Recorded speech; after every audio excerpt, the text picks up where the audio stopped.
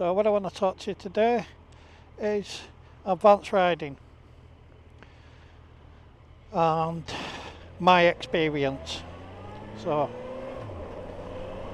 I've done I.A.M and I've done ROSPA. I've taken both tests, and with the training, the syllable for the I.A.M and ROSPA is exactly the same. You learn more or less the same acronyms, SLAP and IPSCA and TUG and all that kind of stuff, which you got to learn, which are more or less the same for I.A.M and ROSPA. The course material is I.A.M is their own stripped down version of roadcraft, and the ROSPA use full roadcraft. So again, that's the only differences. The standard of training that you will receive will depend on the groups that you go with and your observer that takes you out and instructs you on how to ride, doing your lessons.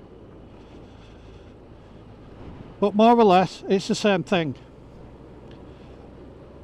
And so wherever you are in the country, whatever your observer's like will depend on what he wants you to do, how he wants to train you, but you'll be trained up to their standards.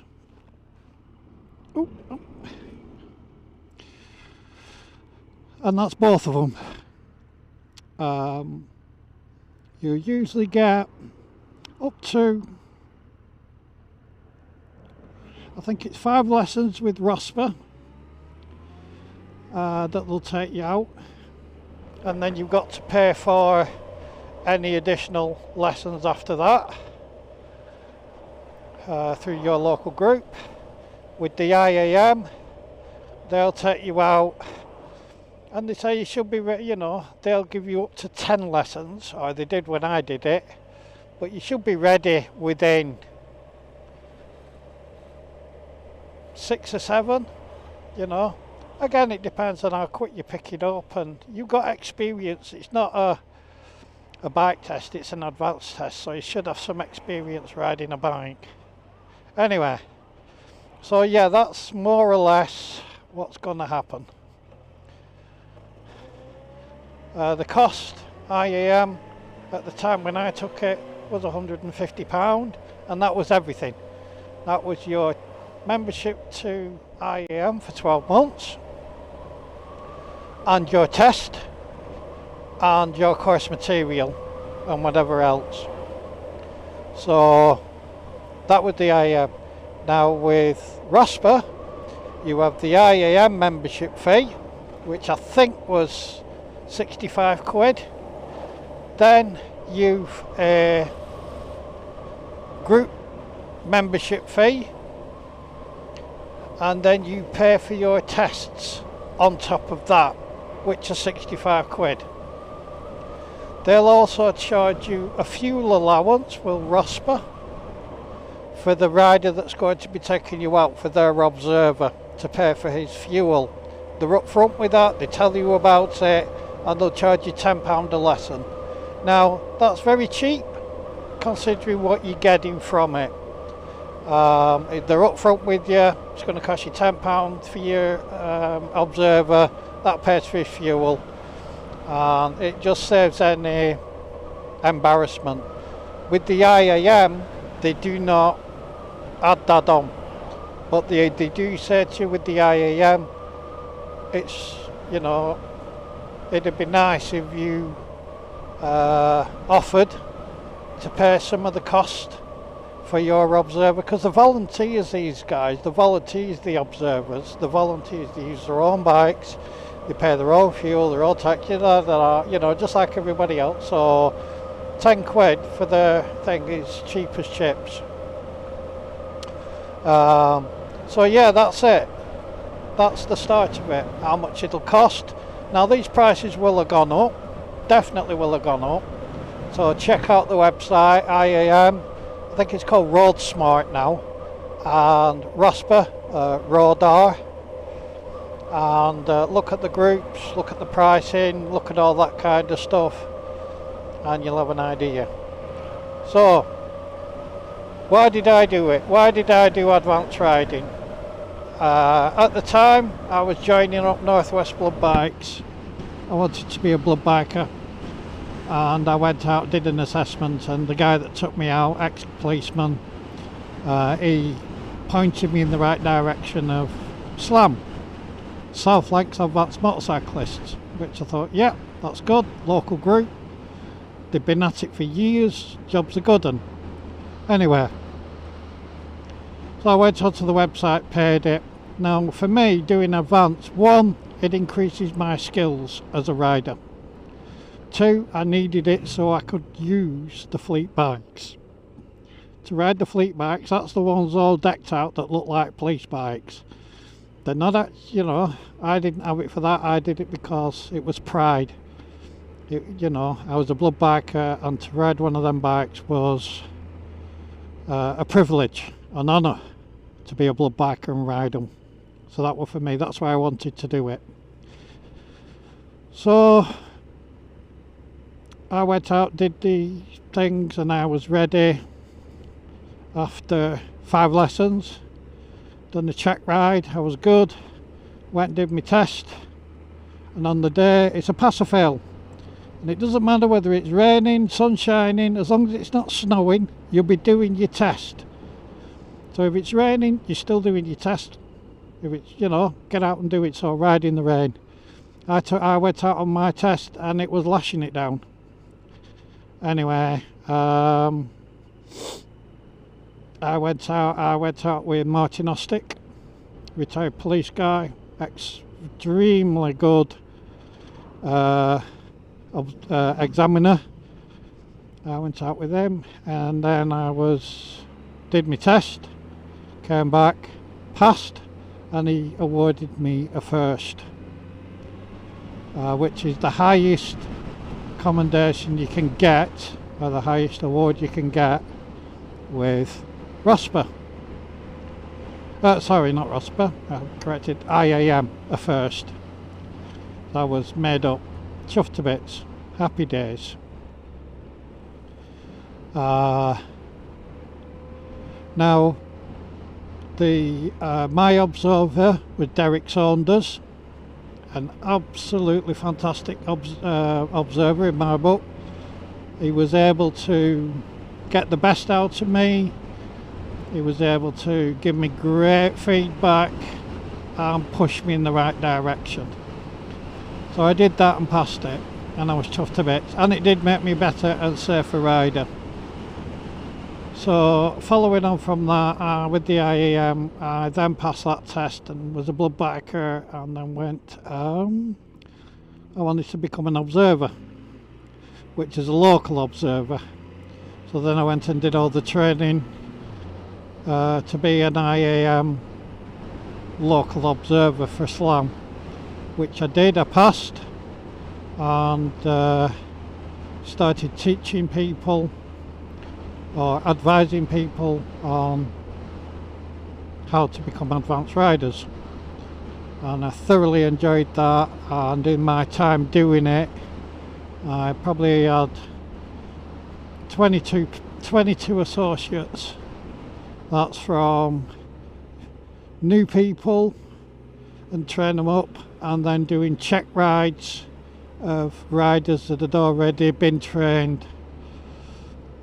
So yeah, I had quite a bit of experience doing that. Thoroughly enjoyed it, well worth it. So I had a reason why I wanted to do my advanced, you know, because I was a blood biker and I wanted to ride the bikes.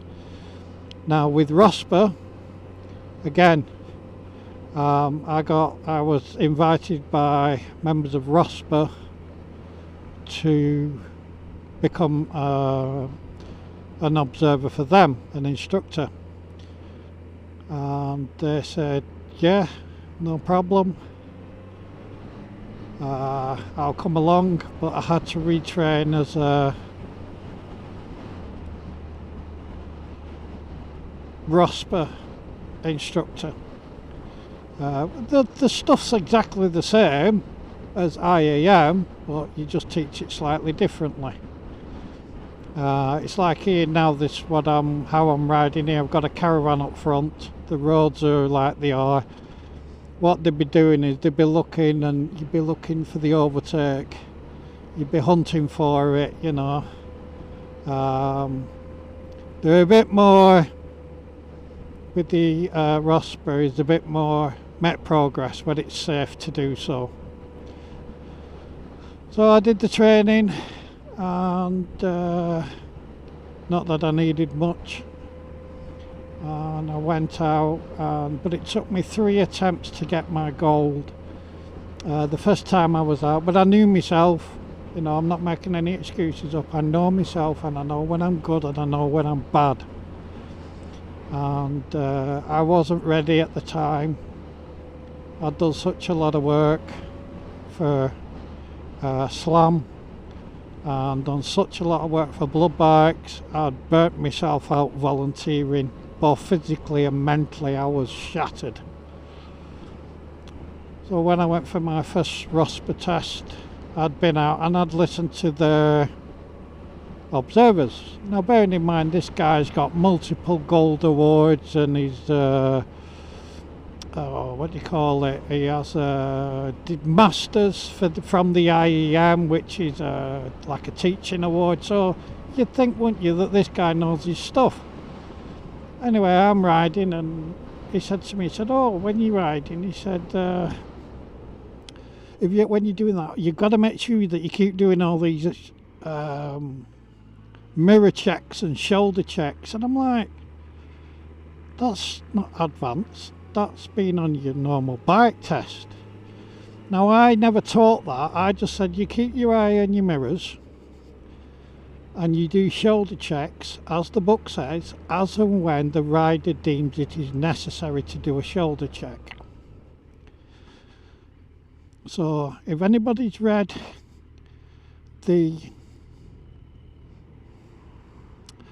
information from the police training manual, Roadcraft, and it says you only do a shoulder check as you deem necessary.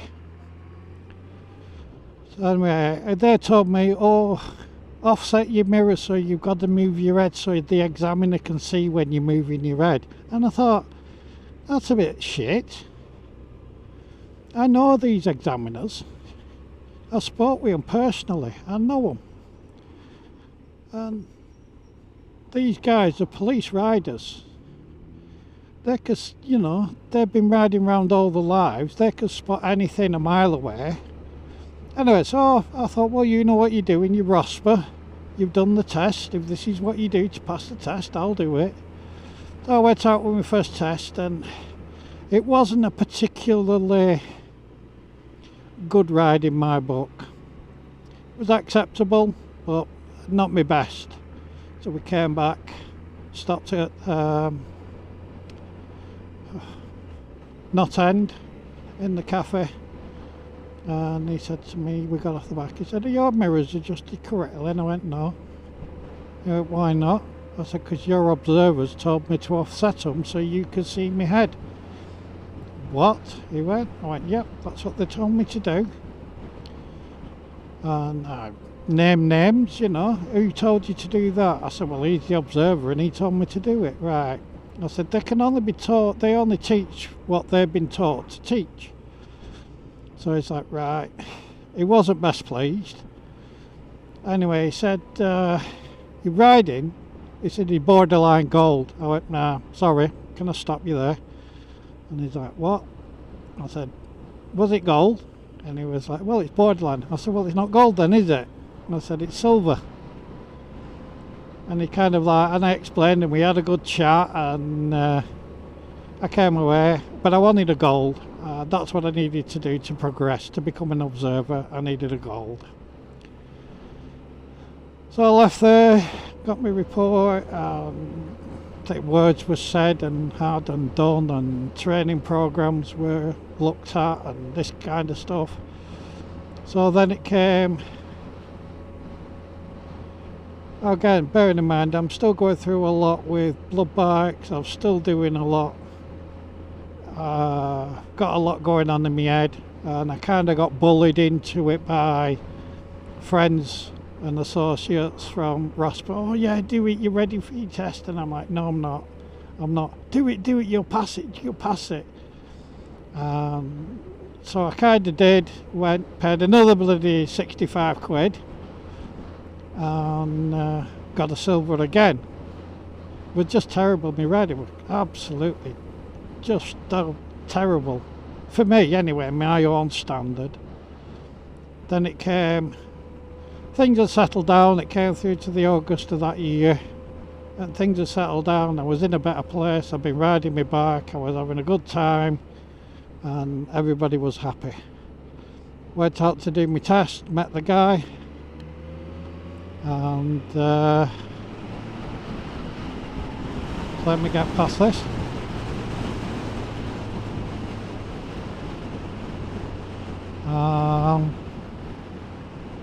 Yeah.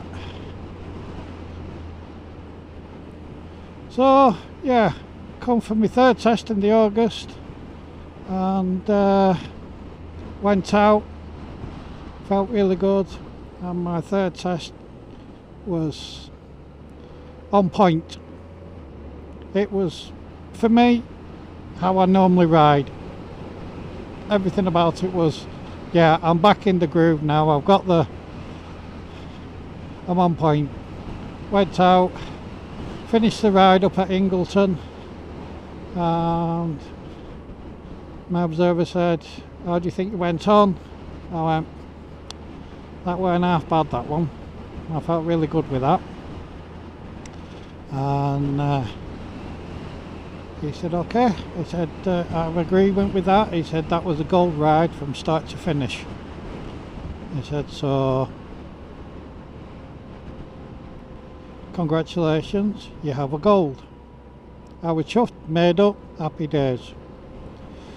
But at the end of the day, things didn't work out at ROSPA for me, and I came away from there. But yes, I did. I've got a gold with ROSPA. So again, to conclude this, my opinion, to do advanced, you only do advanced if you want to do it, because it's going to cost you money and it's going to cost you time. So think about it hard. You will benefit.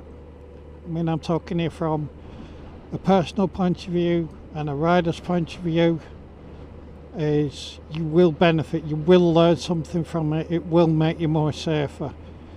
Yes, you have the stereotypical, they're all retired men riding GSs. Yeah, the bulk of them are. The bulk of them do ride the GSs, and that's what they do. That's just part and parcel of it, but you don't need to ride a GS, you don't need an adventure bike. As long as it's capable of reaching speed limits and is allowed on the motorway, you can ride what the bloody hell you want. You know, obviously you won't be doing it on a 125, well, you know, 500, 600, 700, 800, 900, 1000, whatever. You know, but it is a big commitment, both financially and monetary. I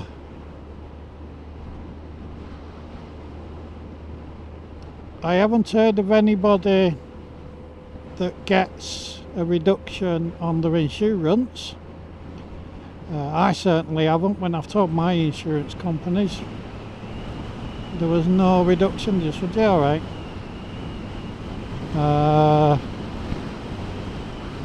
But personally, yeah, it's made me a better rider and it's taught me a lot of things.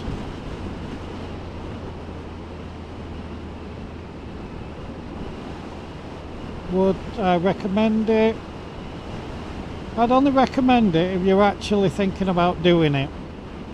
I'm not going to try and sell it to you, because if you're going to do it, you're going to do it.